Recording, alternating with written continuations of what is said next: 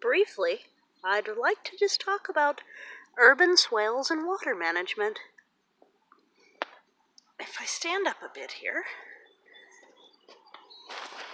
and put the camera on level with a plane, you can see that this is stepped up about 2.5 feet from this.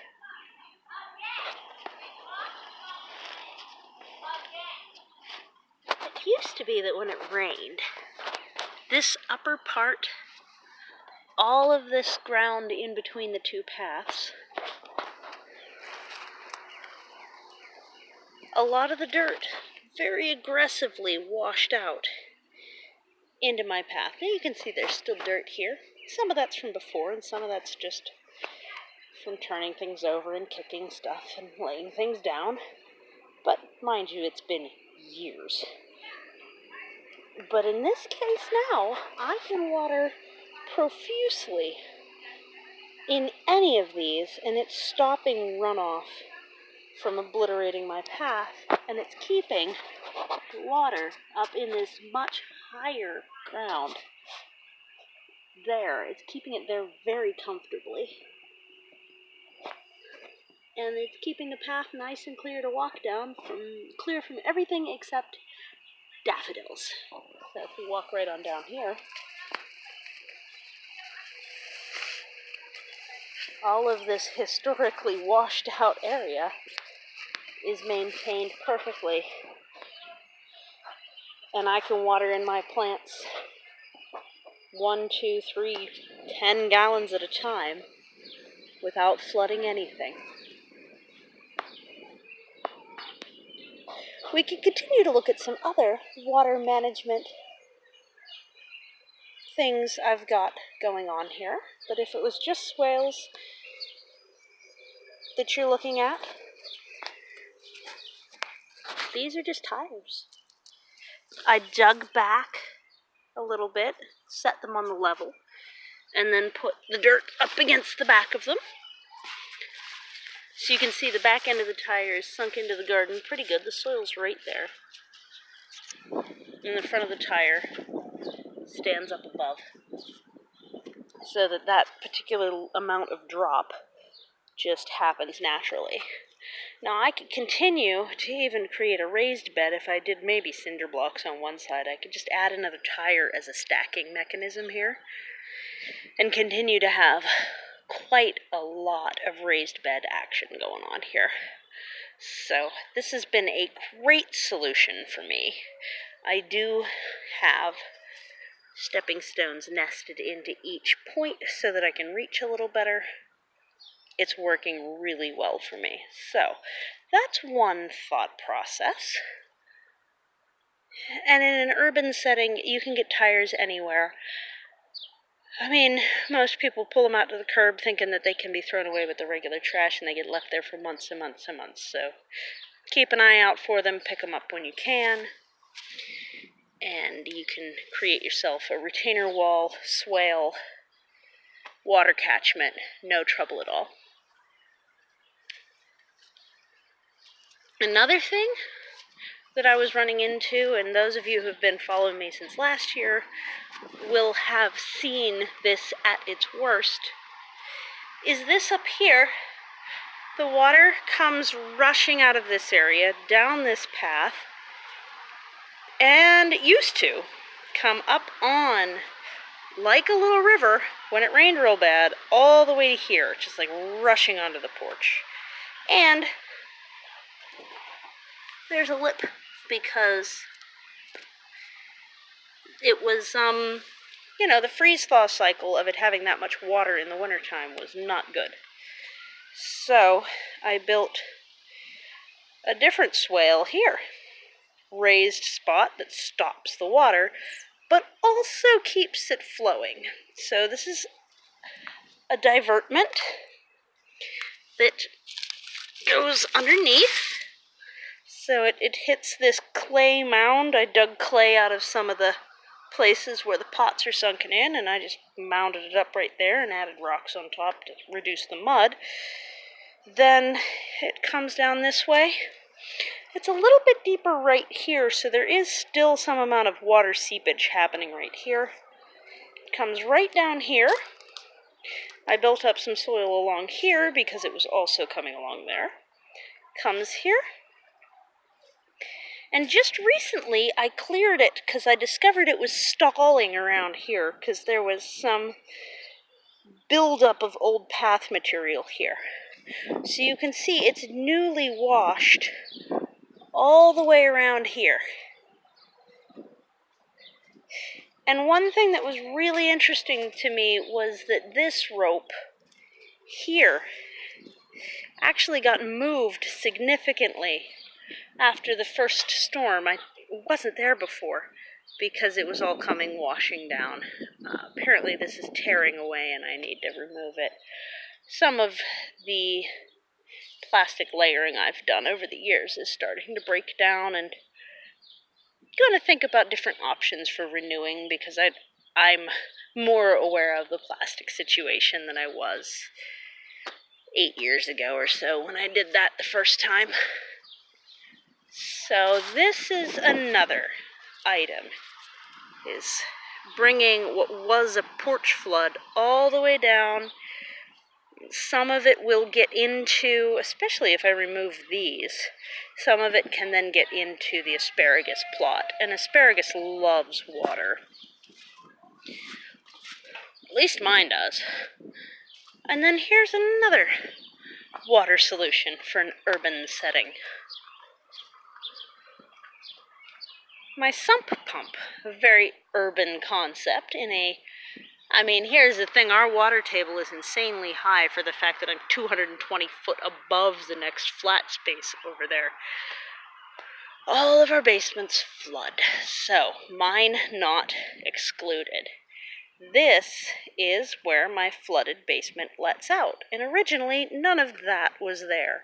So it would just belch down the road, and in the wintertime it would then cross the road and cross into where we had to back out, and the ice was very concerning. So one of my motivating factors was the ice, and another of my motivating factors is that my town is internationally known for flooding, and the water runoff problem from these great big hills into the tiny narrow valleys, it has a lot to do with that.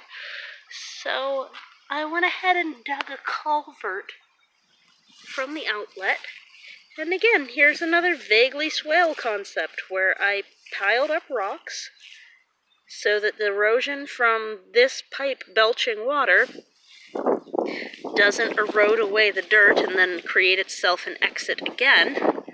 And then I'm slowly continuing to work on making enough of a deep space that the water can really get back into the garden.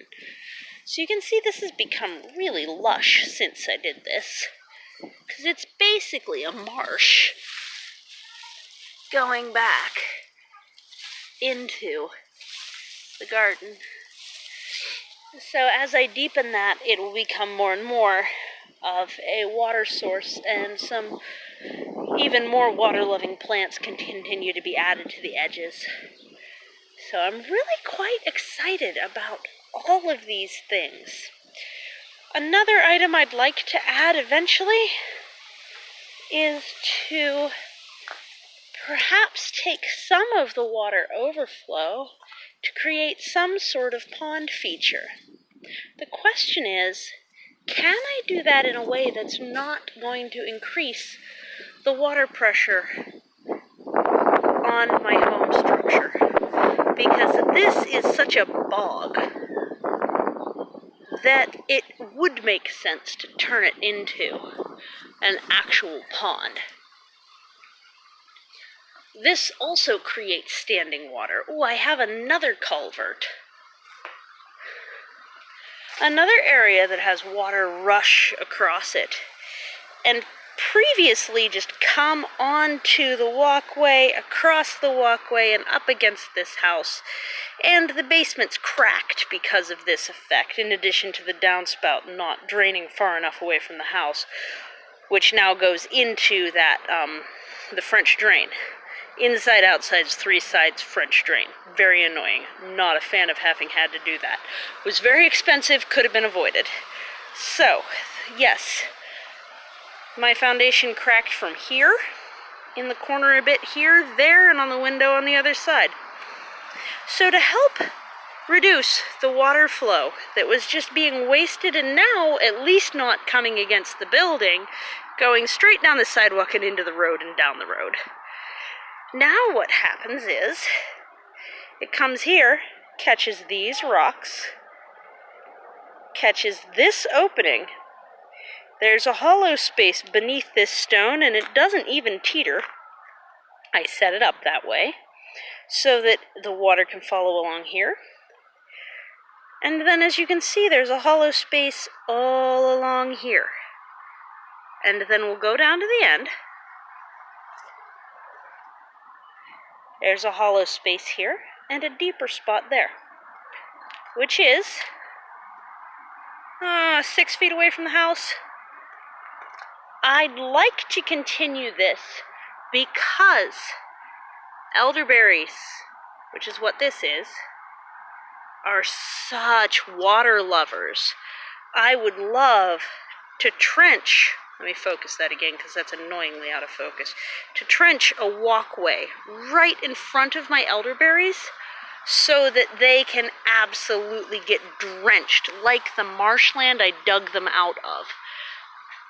They were really hard to get established because they're the first plants I planted here, and I was not particularly well aware of microclimates, water on the land, my land, etc. This was literally just all grass 15 years ago, and the very first plant that I planted came out of the back lot of a friend of mine up in Katanning. These are native elderberries, proper native. Ones that have been here all along. They have a huge stand of American elder up behind their farmhouse, and she gave me two different varieties, and it was so hard to get them established because I didn't realize how dry this side was compared to how soaked this side was at the time. It's all changed now because I changed it. And so this one's doing a lot better, and there's one just beyond that's my other variety that is struggling to the point of near death. Therefore, if I could make a trench of a walkway going through here, I could save the other elderberry and really change the little ecosystem that's happening here. Of course, I also have to fight back the invasive honeysuckle, which is also trying to take over. And what I'm guessing is a mocker nut or something over here. This also creates a pond at the bottom when it rains, but it's my fire pit, so we do our best. I'm not going to turn that one into a pond. I like it too well. Yeah, this is like a young hickory family thing, the best I can figure. And it doesn't belong there. It's going to block my view. I keep chopping it. Yeah. I don't know. But behind it is the tiniest bit of what remains of the other variety of elderberry. It's just one little stick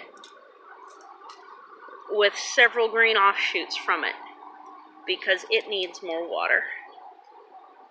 It's very sad. I'd also like to get a third variety because a friend of mine pointed out that there's a local, an American elderberry growing in the brush that they chop back to the ground every year along our reservoir. So, I don't even know if I've actually shown you all the water management concepts that are involved in my land. These are dug down an extra 3 feet.